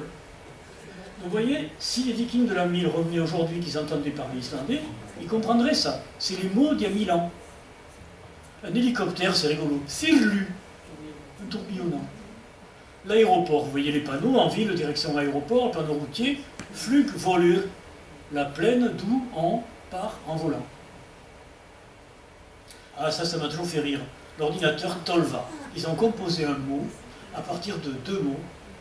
Volva, qui veut dire la sorcière, et Tol, qui veut dire compter. En quelque sorte, la sorcière qui compte. Voilà. Écoutez. Íslenska. Hver maður borinn frjáls og jafn öðrum að virðingu og réttindum. Menn eru gæddir vitsmunum og samvisku. Voilà, vous avez entendu parler, l'Islandais d'aujourd'hui est un Viking. Il y a 1000 ans, s'il revenait, il comprendrait. Les noms des gens. Vous le savez certainement, en Islande, les gens n'ont pas de nom de famille. On n'a qu'un prénom et c'est tout. Ah, ça vous étonne peut-être. Donc on n'a qu'un prénom et on fait suivre le prénom de son, qui veut dire fils d'eux, ou dotir, fille d'eux, le papa. C'est tout simple. Bon. Vous voyez cet homme s'appelle Thorvald Einarsson. Einarsson, c'est pas son nom de famille. Ça veut dire juste qu'il est le fils de quelqu'un qui s'appelait Einar. C'est tout. Sa descendance ne s'appellera pas Einarsson, c'est pas un nom de famille. Bon, vous allez me comprendre. Einarsson, il a 2 enfants. Thorvald Einarsson a 2 enfants. Nous retrouvons les 2 jeunes gens de tout à l'heure, Olafur et Vigdis. Olafur, il s'appelle Olafur Thorvaldsson, puisqu'il est le fils de Thorvald. Thorvaldsson, fils de Thorvald. Et Vigdis, elle s'appelle Vigdis Thorvaldsdottir, la fille de Thorvald. Là aussi, c'est pas leur nom de famille, ça ne se transmettra pas. Voilà, on n'a qu'un prénom. Vous voyez, cette personne, peut-être vous vous souvenez, Vigdis Finnbogadottir, elle a été présidente de l'Islande pendant de longues années. Ben, ça veut dire juste que Vigdis, c'est son prénom, elle est la fille de Finnbogi. Présidente de l'Islande, elle a participé à plein de conférences internationales et partout elle avait son petit écriteau, Madame Finnbogadottir. On passe la parole à Madame Finnbogadottir. Elle a passé sa vie à s'évertuer à dire mais arrêtez, je ne m'appelle absolument pas Madame Finnbogadottir, appelez-moi Vigdis et puis c'est tout. Ça veut juste dire que mon père s'appelait Finnboga, on s'en fout. Mais personne n'osait l'appeler que par son prénom. Voilà. Alors la généalogie, c'est une passion en Islande. Dans les sagas commencent toujours par une longue tirade. Et alors, un tel était le fils d'un tel, qui lui-même était le fils de lui, qui lui-même avait faux parents. Donc vous voyez, bien qu'on n'ait pas de nom de famille, on peut remonter indéfiniment dans les générations. Et c'est vrai qu'il y a des sortes de cercles généalogiques dans le monde entier, maintenant sur Internet, il y a des clubs, tout ça. Les Islandais sont très représentés là-dessus, ils sont passionnés par la généalogie. Les noms de lieux, ça c'est marrant en Islande. Les noms de lieux ne sont pas des noms propres. Ça dit juste ce qu'il y a. Quand vous arrivez quelque part, le nom, ça vous dit ce qu'il y a. Voilà. Comme nous, maintenant, bon, on ne parle pas islandais, mais on connaît plein de mots. Ben, en arrivant, on sait ce qu'il y a. Voilà. On sait ce qu'on va trouver. Ben, Reykjavik, la capitale, Vik, la baie, Reykja, des vapeurs. Évidemment, il y a de la géothermie partout, ça fume de partout. Voilà. La baie des vapeurs. Ah, Landmanna Logar. Alors, l'islandais est une langue agglutinante, on colle les mots pour faire des longs mots. Land, la campagne, mana, les hommes, logar, les bains chauds. Les bains chauds des hommes de la campagne, parce qu'il y a des sources chaudes où on peut se baigner. Votre serviteur au bain, passons. Ah, celui-là, vous le connaissez. C'est celui-là qui a fait tant de soucis en 2010, qui a perturbé la circulation aérienne. Eya Fiatla Yokatl. Le glacier de la montagne des îles. Vous voyez, le nom dit juste ce qu'il y a, quoi. Ah, celui-là, on l'aime beaucoup. C'est la cascade préférée de mon épouse, et moi aussi, peut-être aussi. Godafoss, ça veut dire la cascade des yeux, des dieux. Foss, la cascade. Goda, c'est le génitif de Dieu. La cascade des dieux. Vous allez voir pourquoi. En 999, au Parlement de Thingvellir, dont on a parlé tout à l'heure, ça se passait très mal. Les partisans de la religion chrétienne étaient en train de s'engueuler grave avec ceux qui voulaient conserver la vieille religion norroise. Et ils étaient sur le point de se faire la guerre. Et d'ailleurs, la Norvège regardait ces disputes avec intérêt parce qu'elle n'attendait que ça pour mettre la main sur l'Islande. Et là, il y a un chef de clan qui a réussi à convaincre tout le monde de se convertir, d'adopter le christianisme plutôt que de faire une guerre civile. Voilà la phrase qui est restée célèbre. Mieux vaut renoncer à nos dieux que de nous déchirer dans les malheurs de la guerre. Vous voyez ? Une phrase d'ailleurs qu'on pourrait bien encore méditer de nos jours. Voilà un vitrail de la ville d'à côté qui le montre en train de jeter les statues des idoles des vieux dieux norrois, Thor, Odin, Freya, dans la cascade. Et c'est pour ça qu'elle s'appelle la cascade, la chute des dieux. Alors cette décision de conversion au christianisme, là aussi très vite on se rend compte en lisant les textes que c'est purement stratégique. C'est purement opportuniste, diplomatique, tout ce que vous voulez.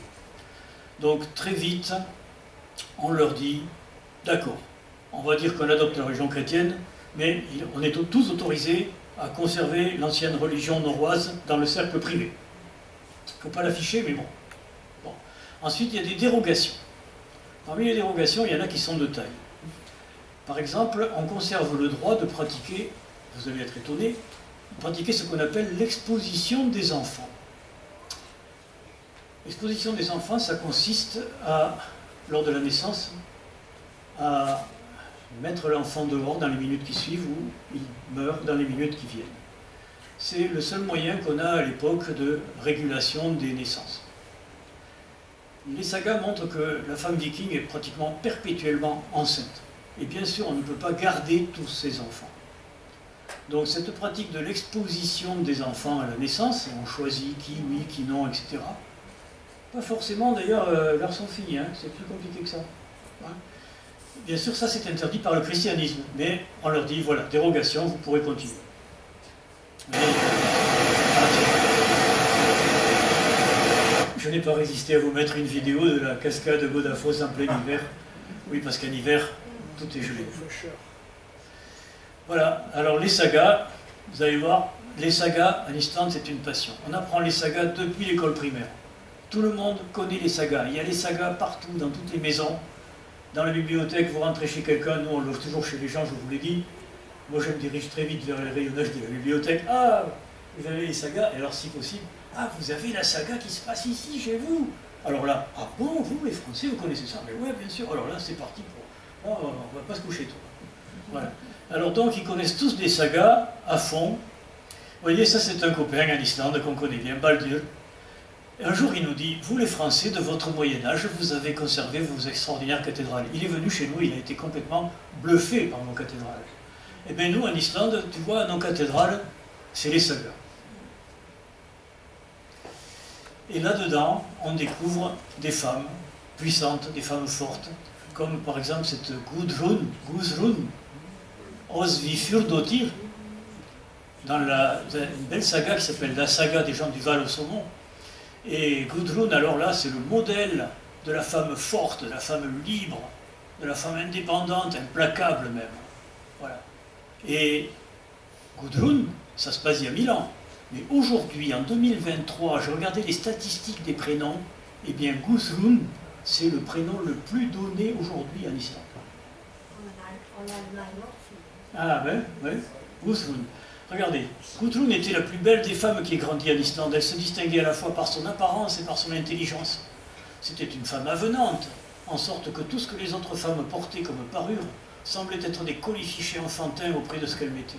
C'était aussi la plus habile et la plus éloquente. Cette femme était fière et libre. Aujourd'hui, cette Gudrun d'il y a 1000 ans est un modèle pour les jeunes filles islandaises. En voilà une autre, Odur. Odur Vesteindotir. Odur, c'est elle qui a permis à son mari Gisli, qui était proscrit, de survivre dans la nature pendant des années, alors que tout le monde voulait le tuer dès qu'il apparaissait. Et parfois, il a été serré de près, mais elle n'a pas hésité à se battre carrément, avec ses poings, contre ceux qui cherchaient à tuer son mari. Elle est le modèle de la femme amoureuse, passionnée, courageuse, qui faisait tout pour sauver son époux. Voilà, je passe sur la saga de Gisli, qui se passe dans ce site extraordinaire il y a 1000 ans, et je passe pour vous montrer ceci. Le 17 juin, c'est la fête nationale en Islande, et nous y étions le 17 juin 2008. 2008, on est à la veille de la terrible crise financière mondiale, crise des subprimes, mais qui en Islande a été terrible, encore plus qu'ailleurs. Donc vous voyez, c'est le 17 juin, voilà le président de la République avec son épouse à côté, celui qui est à droite c'est un garde du corps, peu importe, derrière l'homme en gris c'est le Premier ministre, Geir Haarde. Et là on est le 17 juin, et le Premier ministre, il fait l'objet, on va dire, comment appeler ça, d'un grand nombre de casseroles. Allez, il est accusé de corruption de tous les côtés, d'enrichissement personnel, etc. Bon. Alors vous voyez, en Islande, il n'y a pas un service d'ordre, c'est pas comme chez nous, hein. Là, on est, ça c'est ma photo, hein. Il passe à quelques mètres de nous, là, il n'y a pas de barrière, il n'y a rien du tout. Il passe à quelques mètres de nous, et là, il y a une jeune fille qui s'élance dans la foule, qui donne une énorme paire de claques au Premier ministre en criant « Toute ta vie, pauvre homme, tu te souviendras qu'une femme t'a frappé ». Et cette phrase, dans la foule, tout le monde la connaît. Ah, c'est la phrase de Odur dans la saga de Gisli, qui avait fait ça pour sauver son mari. Vous voyez cette phrase millénaire, cette étudiante-là hurle à la foule et tout le monde comprend cette référence à une saga. Moi je trouve ça extraordinaire. Bon, elle est arrêtée immédiatement, la police se jette sur elle, enfin bon, la suite, vous imaginez. Peu importe. Alors voici une autre aussi, une femme forte, Hallgerdur, épouse de Gunnar. Tout à l'heure peut-être je vous raconterai la saga. Alors voici quelques références aussi aux Vikings autrefois, les maisons d'aujourd'hui, des maisons modernes, toujours couvertes d'un toit de tourbe d'herbe. Un symbole viking, millénaire, qu'on voit très souvent aujourd'hui, en porte-clés, en tatouage, etc. Voilà, toutes ces choses-là, en Islande, sont préservées aujourd'hui. Et puis alors, étonnant, une religion en Islande qui s'appelle Asatru, le culte des As, le culte des anciens dieux norrois, un culte millénaire qui survit aujourd'hui et qui survit de manière officielle. L'Islande n'est pas un pays laïque. Il y a une religion d'État, qui est le luthéranisme, les protestants luthériens, mais toutes les religions sont reconnues à égalité par l'État, du moment qu'elles se déclarent comme telles. Et il existe, dans le système fiscal, un impôt que tout le monde paye, qui s'appelle l'impôt religieux, et qui est distribué à chaque religion en proportion du nombre d'adhérents. Donc aujourd'hui, il y a en Islande ce culte millénaire qui survit aujourd'hui. Il y a quand même 5 à 6 000 adhérents encore aujourd'hui. C'est un culte qui se définit comme proche de la nature, qui a un certain succès dans la mouvance écologiste et féministe à la fois. Voilà. Et puis alors, des choses que vous savez sans doute, c'est qu'en matière de parité, l'Islande c'est un record pratiquement mondial. Hein. Dans le Parlement islandais, on a 49% de députés femmes. Hein. Il y a, en matière d'égalité salariale, il y a une législation extrêmement rigoureuse. Les entreprises doivent veiller à une stricte égalité salariale, à travail égal, salaire égal. Et il y a des organismes de contrôle. Et les entreprises qui feraient une différence à travail égal sont très lourdement sanctionnées. Donc les entreprises se méfient. Voilà. Ah, un ami m'a envoyé ça récemment. Les petites filles à la maternelle, elles font un petit exercice qui consiste à sauter depuis une table sur des matelas en mousse en hurlant « Je suis forte, je suis courageuse, je suis puissante ». Ça m'a fait sourire. Voilà. Et voilà, donc vous avez entendu parler en 2008 de cette terrible crise financière, bien sûr, en Islande. Et là, on s'est rendu compte qu'il y avait des jeunes gens, pratiquement tous des hommes, formés à la finance mondiale, beaucoup formés d'ailleurs aux États-Unis, dans les grandes écoles financières, qui ont découvert un moyen rapide de faire beaucoup d'argent en proposant au monde entier des emprunts à haut risque. Et effectivement, pendant longtemps, pendant 7 ou 8 ans, ça a très bien marché. L'Islande a acquis un des plus hauts niveaux de vie du monde. Mais là-dessus survient la crise des subprimes, la crise mondiale, faillite de Lehman Brothers, etc. On ne va pas revenir là-dessus. Et l'Islande la prend de plein fouet. Et là, on se rend compte que ces jeunes gens, on les appelait à ce moment-là les nouveaux vikings de la finance. Vous voyez la référence à leurs ancêtres il y a 1000 ans qui parcouraient le monde pour conquérir des richesses. Et bien eux, ils parcouraient le monde avec un ordinateur, un clavier et une souris pour conquérir des richesses dans le monde entier, et ça marchait très très fort. On les a appelés les vikings de la finance. Et il y a une expression en islandais, faire une tuerie, hadgeradrap, ça veut dire gagner beaucoup d'argent en très peu de temps avec la finance. Vous voyez cette référence viking. Et là-dessus, donc, eh bien, on se rend compte que il y a un mouvement d'opinion. Vous savez qu'est-ce qui s'est passé? L'opinion s'est soulevée en masse jusqu'à renverser le gouvernement. Il y a eu ce qu'on a appelé à l'Islande la révolution des casseroles. Vous voyez? Référence, vous voyez, aujourd'hui. Vous voyez? Les casseroles dans les rues. Donc ils ont réussi à renverser le gouvernement et ils ont réussi à faire en sorte que l'État islandais ne soit pas obligé de rembourser la colossale dette extérieure du pays. Parce que ces jeunes gens avaient joué, tenez-vous bien, l'Islande au casino. Ils avaient misé et perdu 11 fois le PIB, 11 fois le produit intérieur brut de la dette extérieure. Vous savez qu'en France actuellement, on s'étonne, on a quand même 3 000 milliards de dettes, et c'est 1,12% du PIB. Et bien là, 11 fois le PIB. Donc ils avaient joué le pays au casino et perdu. Donc les Islandais ont obtenu que l'État ne rembourse pas ces emprunts catastrophiques. Et donc il y a eu une gigantesque annulation de dettes. Le FMI a pris le contrôle du pays. Il y a eu une période très dure pour les habitants. Mais voilà donc pour cette dernière référence pour montrer que l'Islande, c'est bien un conservatoire de la culture viking. Voici une sculpture que tout le monde connaît à Reykjavik. C'est un bateau viking stylisé en sculpture moderne. C'est un peu la tour Eiffel de Reykjavik, Solfar. Il est sur le front de mer à Reykjavik. Et la bière, eh bien, la bière s'appelle viking. Voilà, je terminerai là-dessus parce que, vous voyez, c'est pour montrer comment ce pays est un conservatoire de cette culture. Voilà.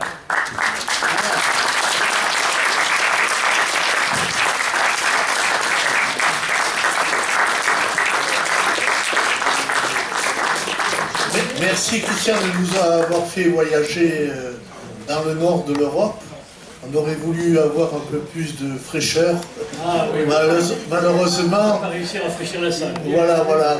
Malheureusement, c'est bien beau le distanciel, mais on n'arrive pas à avoir la réalité. Voilà. Par contre, on a vu de très très belles images. Donc maintenant, la parole est à vous. Christian est là pour vous répondre, pour vous conseiller, pourquoi pas, pour des futurs voyages. Oui.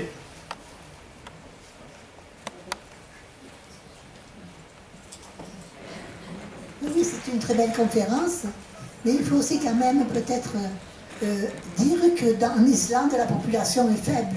Pour un pays organisé, je veux dire, c'est autour de 400 000 habitants pour tout le pays, dont les 90% sont Reykjavik. Même pas. Ouais. Alors, pas tout à fait quand même, il y a 140 000 habitants à Reykjavik, 370 000 dans tout le pays. Ouais. Allez, on a en gros un tiers des habitants qui sont de la capitale. Ouais. Et cette proportion... Et puis je voulais dire que le volcanisme islandais a eu un impact très fort, non seulement sur l'aviation récemment, oui. mais on pense que dans les grandes famines qui ont eu lieu, les êtres fortes et les famines qui ont eu lieu avant la Révolution française, Oui. eh bien c'est un volcan islandais qui avait eu une éruption, que le sol était absorbé par... Et que donc les Cérales n'avaient pas poussé comme ils avaient l'habitude de le faire en Picardie et tout ça, oui. et dans les autres pays aussi. Tout à fait. Donc, les Polonais ont compensé avec la pomme de terre qu'ils connaissaient depuis longtemps, Tout à fait. mais nous on a compensé avec la Révolution. Eh oui, tout à fait, bien sûr. Alors, vous savez qu'en Islande, il y a une anecdote quand vous dites vous êtes français. Nous, on adore discuter avec les gens, on est d'incorrigibles bavards, et en logeant chez les gens, chez des vrais gens, hein, on ne va pas là où le mec il loue 8 chambres Airbnb, ça ne nous intéresse pas. On essaie d'aller dans des vraies fermes. Et là, on a nos petites astuces depuis quelques temps pour engager la conversation. Et quand ça prend, c'est formidable, c'est un régal. de parler avec ces gens. Et alors, quand vous apprenez que vous êtes français, que vous connaissez les sagas, tout ça, un jour il y en a un qui nous dit, mais vous savez que votre révolution française, là, 1789, vous savez que c'est nous? Quoi, qu'est-ce que vous racontez? Ben oui, parce que on a eu en Islande, en 1783, une des plus graves éruptions de l'histoire de l'humanité. C'est une chaîne de volcans qui s'appelle le Laki, plus de 30 cratères l'un derrière l'autre, qui sont entrés en éruption pendant 3 ans et qui ont mis en circulation dans l'atmosphère de l'hémisphère nord une couronne de poussière qui a persisté pendant des années. Donc, dans toute l'Europe, 1983, 84, 1783, 1786, 87, 88, des années terribles, des années d'été pourris, d'été froid et pluvieux, d'hiver très rigoureux, très mauvaises récoltes. Les historiens nous montrent un peu partout en Europe, en Angleterre, en France, que les récoltes sont très mauvaises. On voit les courbes de prix des céréales, les mercuriales qui s'envolent parce qu'il y a une pénurie de blé. Donc, de 1786 à 88-89, on a 3 années catastrophiques, d'où les famines, d'où les cahiers de doléances, d'où la Révolution française. Les Islandais vous disent, vous voyez, ben, ça vient de chez nous, hein, c'est notre volcan. Voilà, bon, c'est une plaisanterie, mais bon, c'est toujours bon à prendre. Voilà. Alors, moi, pardon, il se trouve que moi je suis normand de la Pointe de la Hague. Ouais. Et il se trouve que j'ai un disque, moi, de patois normand. Ah oui. Et qui est complètement différent des patois de Coutances ou de Bayeux. Et je l'ai fait écouter un jour à un ami qui avait été en Islande. Il avait été préparateur des sports d'hiver en Islande. Et il me dit, en écoutant les poèmes de Cotis Capel que j'avais, qui était un curé qui avait pris le nom pour ses poèmes, et il me dit, je crois entendre de l'islandais. C'est fabuleux. Fabuleux. Et d'autre part, dans le nord alors j'avais une photo de mon arrière-grand-père de là-bas, où mon père me disait c'est le grand-père contrebandier. Et dans un bouquin de Didier Decoing qui s'appelle Babouzouf, j'ai découvert que ça existait vraiment, et c'est dans la même tradition que les envahisseurs normands, c'était les naufrageurs. Ils allumaient jusqu'à la fin du 19e siècle, ils allumaient des feux sur les ports, dans le nord Cotentin, pour piller les bateaux qui venaient de Jersey. Ah oui. Voilà. Ah oui. Mais oui, c'est survivance, oui. C'est des survivances. Et dans la toponymie normande. Ah, complètement. Alors là, c'est fou, de noms de lieux qui sont des noms de lieux avec des racines norvégiennes ou islandaises. Absolument. Et vous voyez, le fait que cette langue se soit conservée presque intacte depuis 1000 ans, c'est assez rigolo parce qu'une fois en Islande, on a rencontré des touristes norvégiens. Touristes comme nous, ils venaient de Norvège. Si vous voyagez en Islande. Alors on leur dit, ah, vous venez de Norvège, est-ce que vous les comprenez, les Islandais, quand ils parlent? On sait que c'est la vieille langue norroise, vous savez, la langue qu'avaient les Norvégiens d'il y a 1000 ans. Alors, est-ce que vous les comprenez? Alors ils ont souri. Ils nous disent, bon, on les comprend, mais ça nous fait rire, ça nous fait un peu bizarre. On a compris que c'est un peu comme nous, notre ancien français.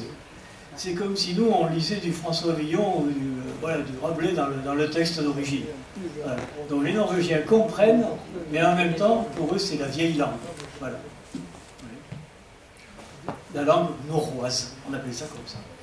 À propos des sagas, je trouve ça vraiment très très intéressant, mais c'est très très ancien ces sagas. Comment ont-elles été écrites et comment se sont-elles diffusées pour qu'on les ait encore vous avez raison de le demander. Conservées jusqu'à présent, si j'ai bien compris, mais qui datent de l'an 1000, d'après ce que tu disais. Donc comment ils ont écrit, sur quoi et comment s'est formée cette écriture? Alors, les sagas, pendant longtemps, sont des histoires qui ont été transmises par tradition orale. Elles n'ont commencé à être écrites qu'après la conversion au christianisme. Parce que là, on a des clercs qui ont été capables de mettre par écrit ces textes qu'on racontait depuis plus de 1 à 2 siècles déjà. C'est assez étonnant parce que on a des textes qui sont écrits par des chrétiens, soi-disant chrétiens, et qui en même temps font la part belle, à longueur de saga, à longueur de texte, qui font la part belle aux anciens dieux norrois, aux anciens dieux vikings. Donc voilà des textes qui sont écrits finalement entre 1 et 2 siècles après l'époque auquel les histoires se déroulent. Alors bien sûr, il faut faire la part des choses. On a aujourd'hui un certain nombre d'exégèses, de gens qui travaillent sur ces textes et qui craignent qu'il y ait une partie qui soit un peu romancée, qui soit un peu arrangée, etc. C'est le cas, parfois il faut l'avouer. Mais comme toujours, quand on fait des recherches historiques, il faut faire des recoupements. Donc on fait des recoupements avec d'autres textes du Moyen-Âge européen chez nous, des recoupements avec les découvertes archéologiques, et là on se rend compte que ces histoires, à 90%, reflètent bien une réalité de l'an 1000.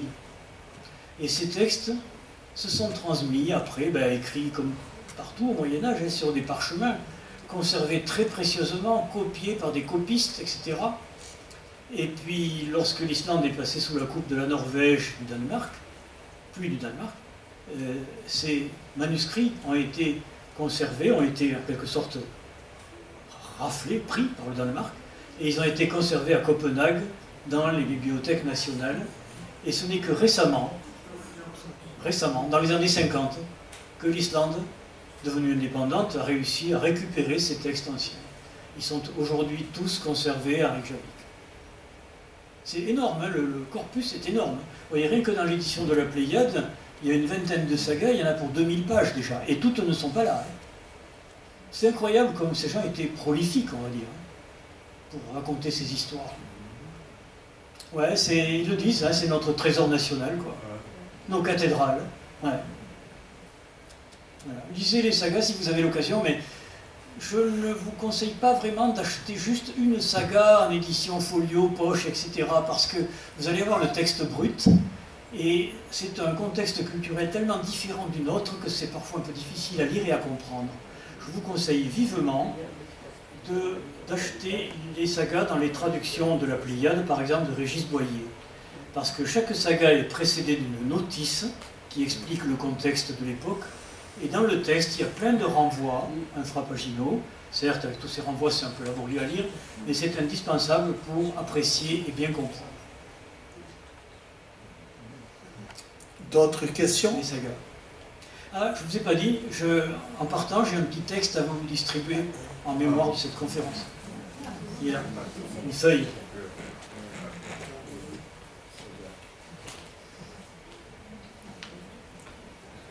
J'ai mis aussi une bibliographie ici, très brève. Alors, le bêtisier des Vikings est immense, hein, disons-le tout de suite. Hein. En fait, c'est parce que toutes ces histoires qui nous ont été transmises ont été essentiellement par les religieux, qui ont été les principales victimes de leur pillage. Donc c'est une vision un petit peu orientée. Et puis ensuite, tout ça a été transmis par l'école, etc., qui nous a transmis tout un fatras avec les dracars et tout ce que vous voulez, voilà. Les casques à cornes, et voir le sang dans la crâne des ennemis, enfin bon, bref.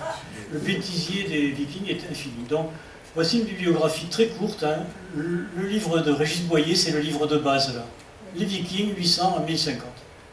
Il y a le livre de Jean Renaud qui est pas mal, et puis les sagas, j'arrête pas d'en parler, dans la collection La Pléiade. Voilà, pour ne pas vous mettre une bibliographie longue, mais juste avec 3 belles choses. Encore une question? Oui, s'il vous plaît, oui, j'ai pas compris, étant arrivé un peu en retard, excusez-moi, l'affaire de avant, enfin, 9e ou 10e siècle, les bébés qui naissaient, les femmes, si j'ai bien compris, régulièrement et tout, donc ils choisissaient selon, et hop, là dans la cascade, hop, hop, Voilà. C'est ce que vous disiez.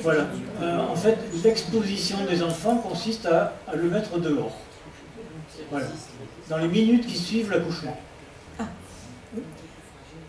D'accord, et aussi près d'Étaples, là-bas, Dieppe et tout, ceux qui partaient par la mer, et pour la pêche et tout, c'est pas, ça ressemble à ce que vous disiez, enfin ce qui était expliqué, le Canada là-bas, nouvelle, enfin là, c'était aussi des personnes qui venaient pas l'Irlande, mais l'Islande, Oui. Dieppe et Étaples, enfin les pêcheurs. Oui. C'est en lien avec les Vikings, ça. Oui, certes. Oui, bien sûr. Oui, en effet. Une dernière question. Juste sur la question de la langue. Ce qui m'a frappé en entendant Langus, par exemple, hein, il y a en Allemagne aujourd'hui toujours ce qu'on appelle, ce qui s'appelle les Mundarten, qui existent toujours et qui sont parlés par les jeunes. Alors, est-ce qu'il ne serait pas plus facile quand moi je parle allemand, alors ça va peut-être m'arranger beaucoup, et les Mundarten aussi, parce que je suis alsacien, et l'alsacien c'est Langhaus, Langhus, les Hus et tout ça, c'est très frappant d'entendre ça, que traverser les siècles, ça. Et puis aussi, alors, l'autre chose qui est quand même formidable, c'est la parité homme-femme sur le plan des salaires. Alors là, bravo. Extraordinaire. Ça, en Islande, c'est sacré. C'est sacré. D'ailleurs, il y a un détail que je peux vous dire. Voilà, la parité homme-femme sur le plan des salaires est définie par la loi de manière très rigoureuse. Il existe un organisme de contrôle qu'on pourrait assimiler chez nous à l'inspection du travail qui y veille, n'est-ce pas? Les sanctions, quand c'est pas respecté, sont très lourdes. Et ce qui est intéressant, c'est que quand il y a une différence de salaire homme-femme dans une entreprise, il y a un renversement de la charge de la preuve. C'est à l'entreprise de prouver la raison de la différence de salaire. Et non pas, comme chez nous, à la plaignante de prouver qu'il y a une différence. C'est le contraire. Oui. Donc le résultat, c'est que c'est extrêmement respecté. Il y a aussi quelque chose que j'ai oublié de vous dire. Toujours pareil sur la parité homme-femme. Le congé de maternité en Islande. Le congé de maternité, chez nous, c'est 16 semaines. En Islande, c'est 1 an. 1 an à partager entre le mari et la femme. 6 mois pour l'homme, 6 mois pour la femme. Si l'homme ne le prend pas, ces 6 mois, eh bien, ils sont perdus. Sur ces 6 mois que chacun possède, on est rémunéré à 80% de son salaire moyen de l'année précédente sur le plan fiscal. 6 mois, 6 mois. Sur ces 6 mois que possèdent l'un et l'autre, on peut transférer 12 semaines au conjoint qui en aurait davantage besoin. Et enfin, pour être complet, ce congé de maternité d'un an au total peut être pris dans les 2 ans qui suivent la naissance, et pas forcément juste après, parce que c'est pas forcément là qu'on en a le plus besoin. Vous voyez? Ah mais ouais, il y a des choses étonnantes, hein, l'histoire. Ah, vous voyez? En Norvège également. En Norvège aussi. Voilà. Et nous, avec nos 16 semaines pour la maman, c'est un peu ridicule. Oui? Ouais. Bon, nous sommes obligés de se d'habitude.